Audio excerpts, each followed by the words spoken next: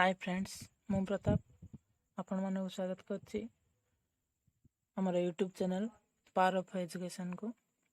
मु आज आपण मानक जणेबी जे आपण मानकर आधार कार्ड रे केउ नंबर लिंक अछि।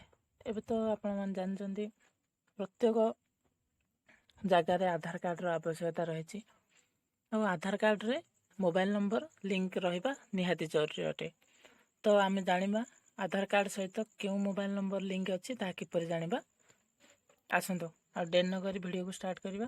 प्रथमे आपण मोबाइल रो कोनसी भी ब्राउजर खोल नियंतु। मु क्रोम यूज करछि। देखंतु प्रथमे UIDI सर्च करिवे। देखंतु एठी आसी गला UIDI आप पे क्लिक करिवे। देखंतु यहाँ पर प्रथमे कि जो वेबसाइट आसीबो ता पे क्लिक करिवे। देखो आपण सामने एक एपरी पेज ओपन हो।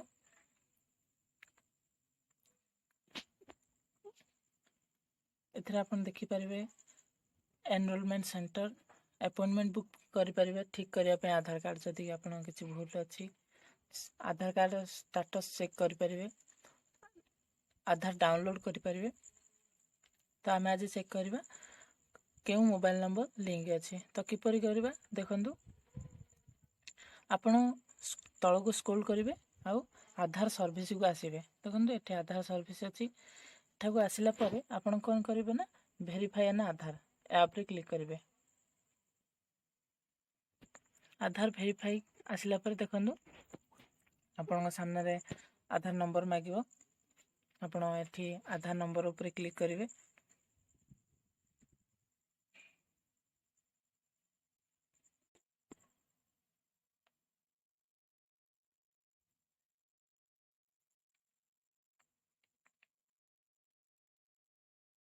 देखंतु एठी म आधार नंबर दे देछि।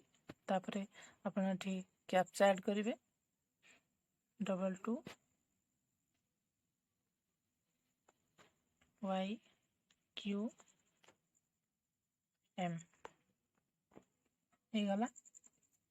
एपर हमें प्रोसीड टू वेरीफाई क्लिक करिवा। आपण कैप्चा एंटर कर सारला परे वेरीफाई एंड प्रोसीड ऊपर क्लिक करिवे।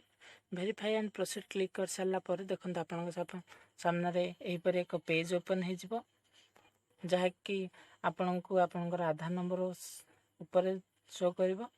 देन एज देखेबो जेंडर स्टेट मोबाइल नंबर आपनकर मोबाइल नंबर लास्ट तीनोटी नंबर शो करिवो जहा द्वारा कि आपण जानि परिबे आपनकर आधार कार्ड सहित केउ मोबाइल नंबर लिंक अछि। आपण एठी अनदर आधार भी वेरीफाई करि परिबे। वेरीफाई अनदर आधार ऊपर क्लिक करिकि तो आपण एही परि वीडियो देखिबा को चाहतिले हम चैनल को सब्सक्राइब करंतु, लाइक करंतु, शेयर करंतु। Thank you.